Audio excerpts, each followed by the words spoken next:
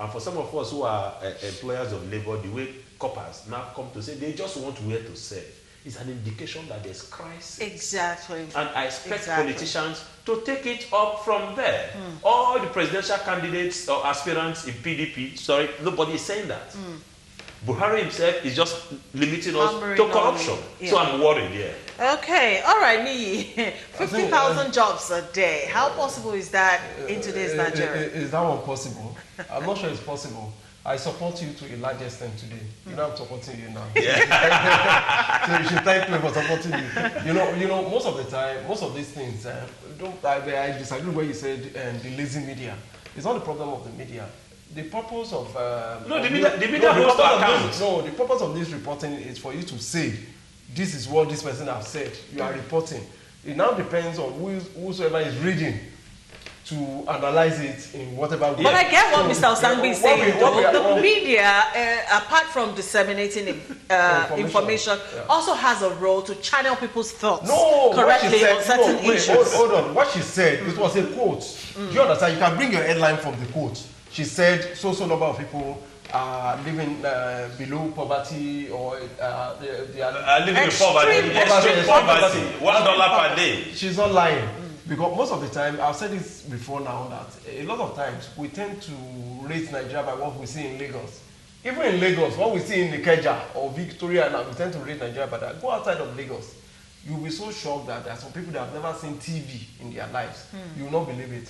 I was in Abeokuta some years ago. Abeokuta is just here. Abeokuta is just like an hour from Lagos. I was somewhere in Abeokuta. We went to play somewhere, and I saw some kids. In fact, I looked at those kids. I said, man, these people have never watched TV.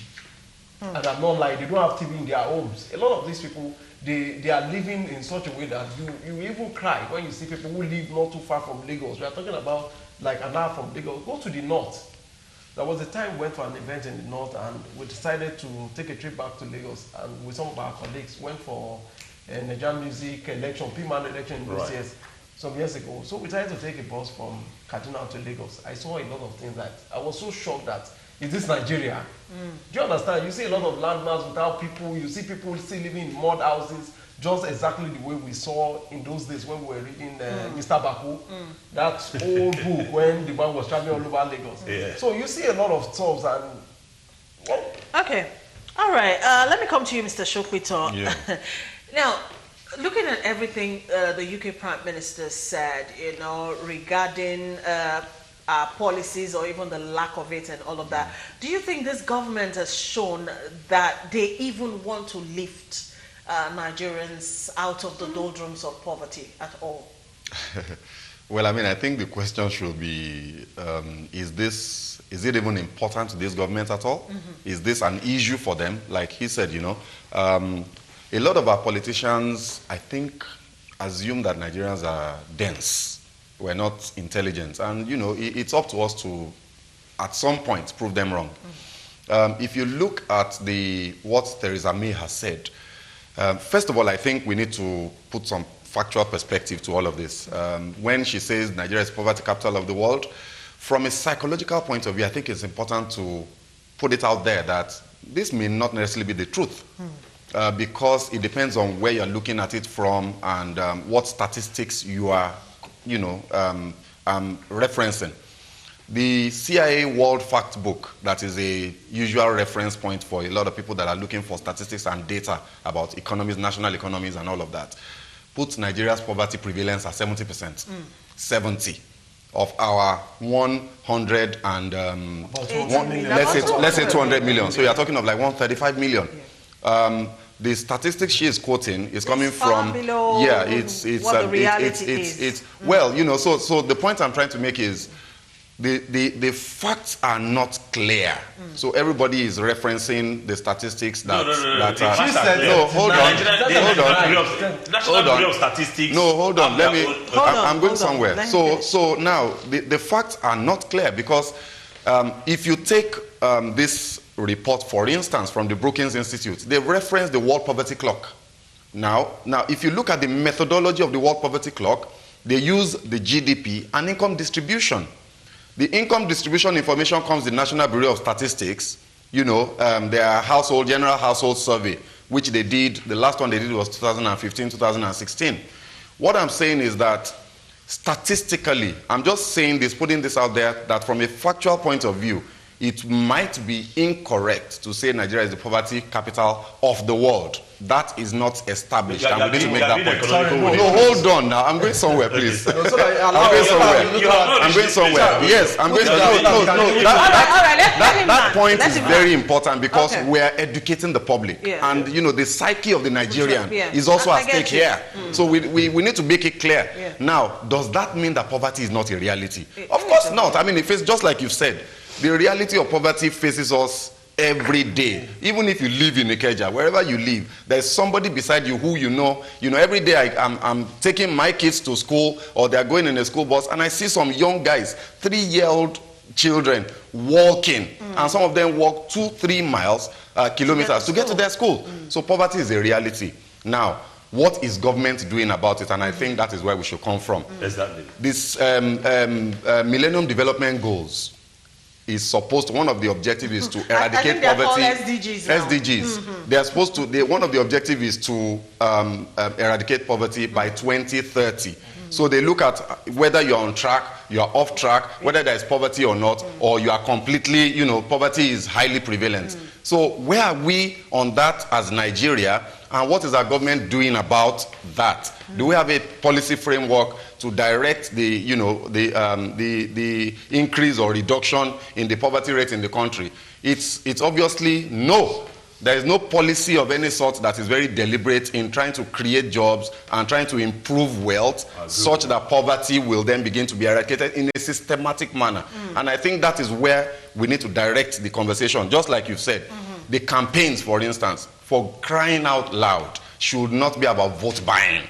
And whether we're buying votes or we're not, we need to be looking at the issues. It should be issue-based, just like the way they do it in America. How many times will you call presidential candidates or even governors for a debate? They will always have one view, one reason why they are not coming. In the US, you see Donald Trump and Hillary Clinton going from one state to another, they debate, you see them live, they know what they are saying.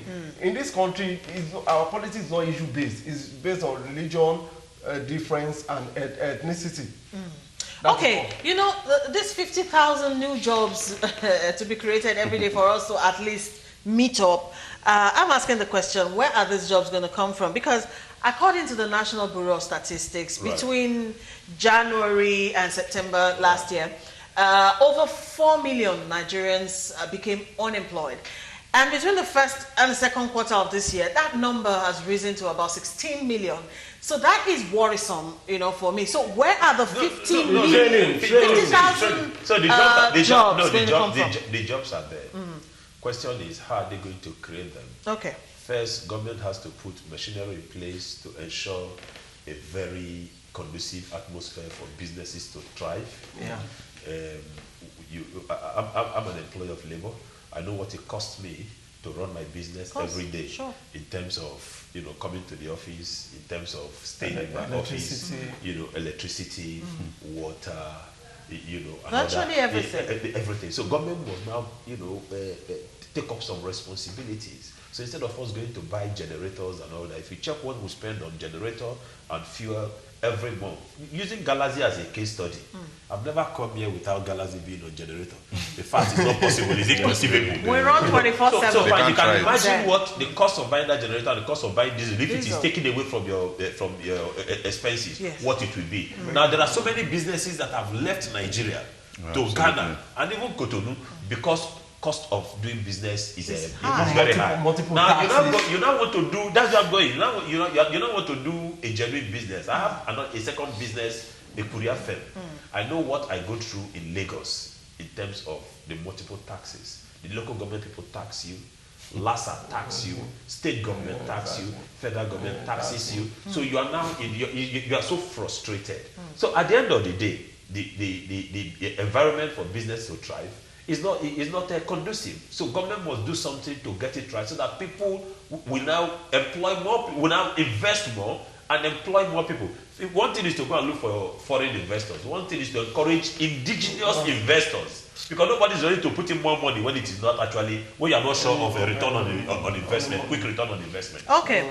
All right. Let's look a bit at what the viewers are saying.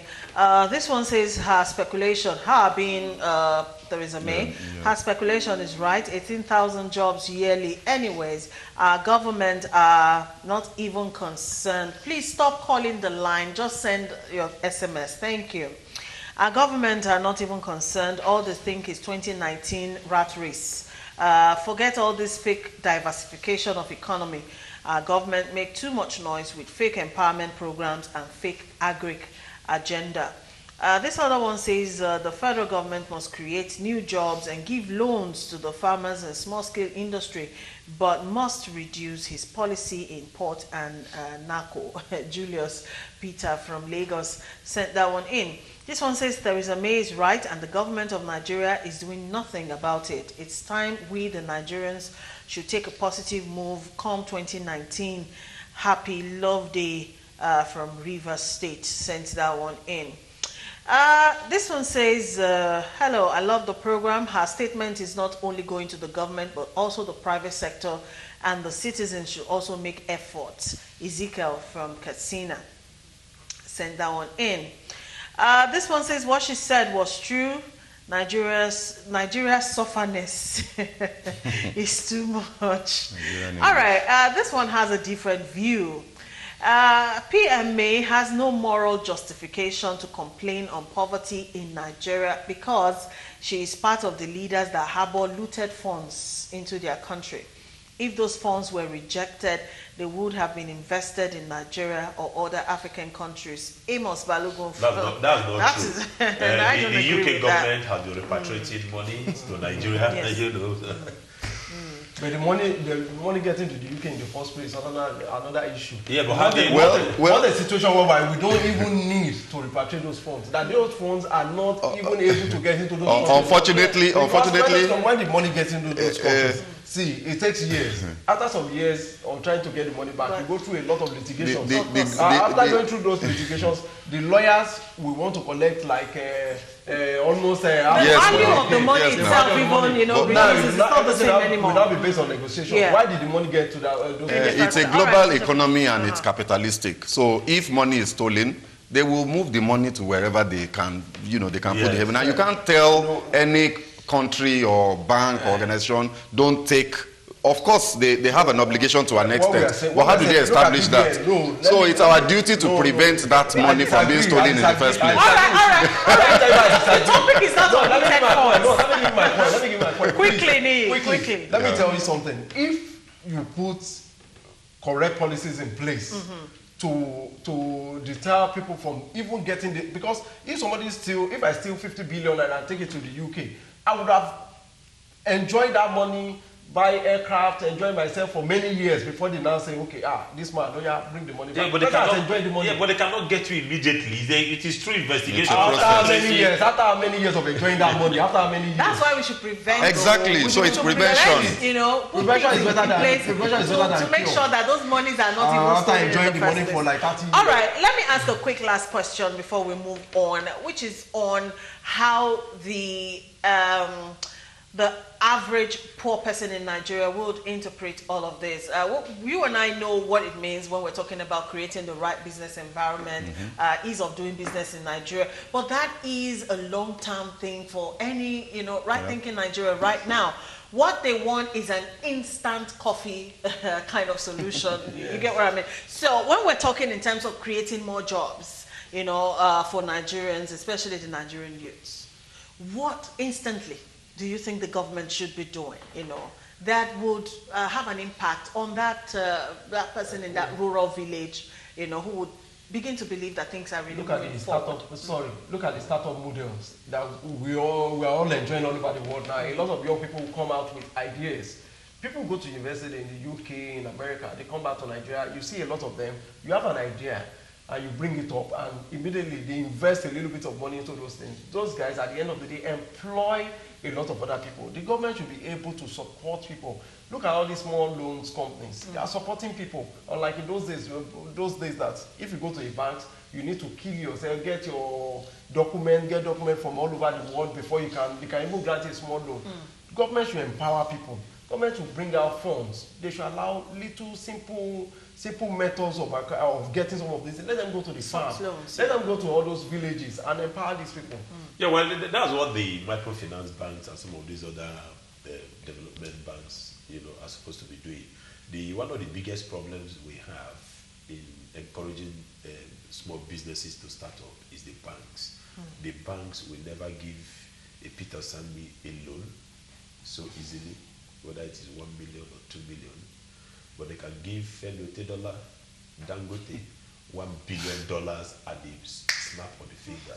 You see, the truth on them, I don't want to mention the names of banks, but I know there are some banks, all right, that would never, they won't even entertain it. They are not interested in that.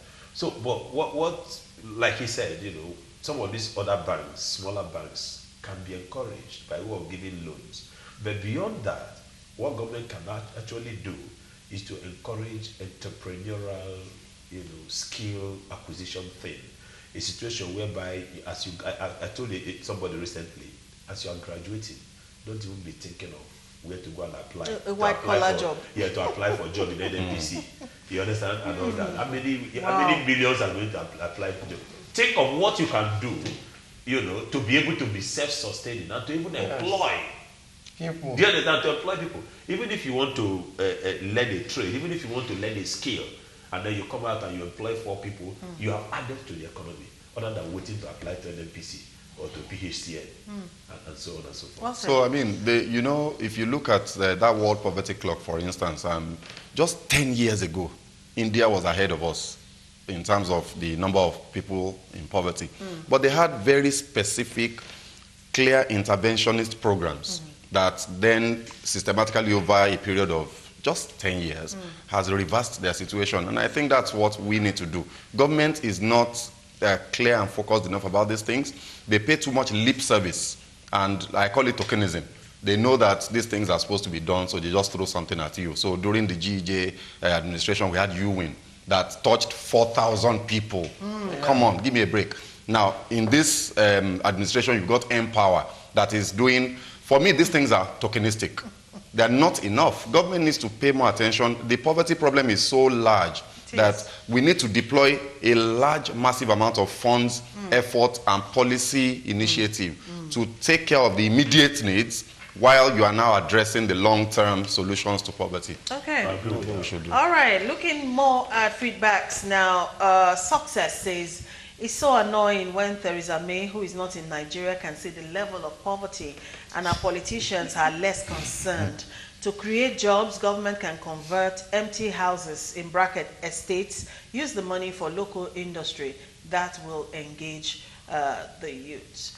Solution to unemployment in Nigeria, let government assure 24 hours electricity. This alone will solve at least 40% of the problem. Creation of job is purely government. Policy and most important steps are encouraging SMEs and creating enabling environment